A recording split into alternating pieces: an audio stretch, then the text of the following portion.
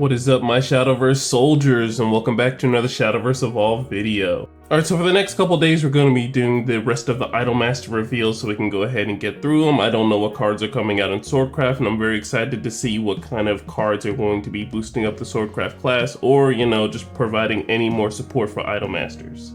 Alright, so the first card we're looking at is Igarashi Kyoko. She's a 7-cost 6/7. You can evolve for 1, and she has Ward, but when she comes into play you add 3 to your leader's health and you draw 2 cards. I do really like how it's pretty generic for Sword. It does seem like a little bit slow for Sword, but you know, adding 3 to your health and drawing 2 is very nice. Let's go ahead and see what this Evolve card does. And we have the Kyoko Evolve, so she turns into a 7/8. She still has Ward, and during your turn, this card does not take damage. You can on Evolve, choose a follower in the enemy field. You can put it into the engaged state or put it into the reserve state. Alright, so let's talk about the static ability. So it's pretty nice that you're able to not take damage during your turn. So those spells like Surefire Bullet and stuff like that aren't going to affect it. But it makes it pretty fair because it has Ward, so you're going to be swinging into it the very next turn after she's done attacking. But this on Evolve ability I feel like is a little interesting too, just because you can either engage a follower or unengage a follower. So if there's a follower that has Ward and your opponent's really just depending on that one Ward, you can unengage it and make sure the wards are not active so you can just start swinging into them.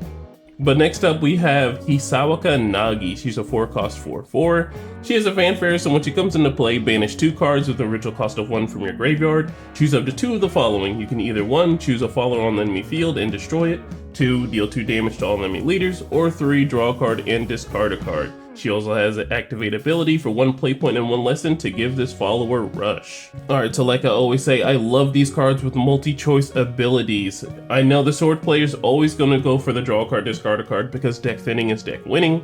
And then also there might be chances where you need to just go ahead and get rid of a pesky follower, or if you're setting up for a big kill turn, you can deal 2 damage to enemy leader and then, you know, swing with the rest of your board. Alright, next up we have Shibuya Rin. She's a 4-cost 4/4. She has Ward, and when she comes into play, if there's a follower with Shima Yuzuki included in its name on your field, choose a follower from the field and deal 5 damage to it, and then she also has another fanfare ability. If there's a follower with Honda Mio included in its name on your field, deal 5 damage to all enemy leaders. So this is one of the cards that's going to be coming in the starter deck if you pick this up. This is going to be really good if you're going to be rocking the Cinderella girls itself. You just have to make sure you have either one of the followers to get these fanfare effects. If not, you're just going to be playing a 4-cost 4/4 with Ward, and sometimes it just feels bad. When you have 2 fanfare abilities, you can just proc from playing the other 2 followers. Alright, next up we have Honda Mio. She's a 2-cost 2/1. She has Storm, and she also has a strike ability. If there's a follower with Shima Uzuki included in the name on your field, this card gets 1 defense. And then she has another strike ability. If there's a follower with Shibuya Rin included in its name on your field, this card gets 1 attack. Well, it looks like it's a 2-cost with Storm, and as long as you have both those followers in play, this card turns into a 3/2. Alright, and we have Shimamura Uzuki. So she's a 3-cost 3/3. You can evolve her for 1, and she has a fanfare. By using lesson 1, you can add 1 to your leader's health. So it looks like this is going to be the card that Shibuya Rin and Mio Honda, the 2-cost, is going to be looking for on the field. Let's go ahead and figure out what that evolve does. And then we have the Uzuki Evolve. So she turns into a 4/4, and on Evolve you search for a follower with Shibuya Rin or a Honda Mio in its name from your deck. Put it into the EX area, and this turn subtract 2 from the cost of that card. Alright, so we have some multi-choice. So we have Shibuya Rin that can be got out of your deck and put into the EX area. She's going to be a 2-cost, and you can deal 5 damage to an enemy follower on the field. Or you can go for Honda Mia, which will be free in the EX area. She has Storm, and she will get 1 defense, swinging for only 2. Alright, next up we have Futaba Anzu. So she's a 1-cost 3/2, and this card will not be put into stand state at your start phase. And at the start of your main phase, spend 2 play points to stay in this card, and then fanfare when she comes into play. If there are 2 or less Dreama followers on your field, engage this card. So this card is really going to check you to make sure you're playing an Idolmaster's deck itself. If you have 2 or less Dreama followers, this card's going to be engaged, and then that very next turn, so you're not playing a super aggro game, you will have to spend 2 play points to re-engage this card on your very next turn, so it feels really bad. So you have to really make sure you're playing this card in Cinderella Girls and you already have 2 cards on the field. Alright, but moving on, we have Hojo Karen. So she's a 2-cost 1/1. You can evolve her for 1, but when she comes into play, if there are 3 or more Dorima's followers on your field, this card gets +2 defense. Alright, so outside of not having the coolest stats, she does become a 1/3. Let's go ahead and see what that evolve form does, so the buff might actually, you know, matter for the evolve form. Alright, and looking at Karen Evolve, so she's a 2/2. On Evolve, you choose a follower on the enemy field and deal 3 damage to it and this card. Alright, so if you did not have the Fanfare ability on the unevolved form, you're going to go ahead and say bye-bye to this card because it's going to do 3 damage to a follower and this card, and if you didn't give it that buff, it's going to die. Alright, next up we have Heart Pounding Request, so it's a 1-cost spell. You look at the top 2 cards of your deck. From among them, you may put a cool card or a passion card into your hand, and put the rest of them on your deck in any order. Alright, so this card is exactly like Trial Initiation. Unfortunately, it does not search for every single Idolmasters girls in the entire, set, but it only does focus on the cool and the passion cards, so if you do have a cool and passion deck, this is definitely a nice staple to put in your deck.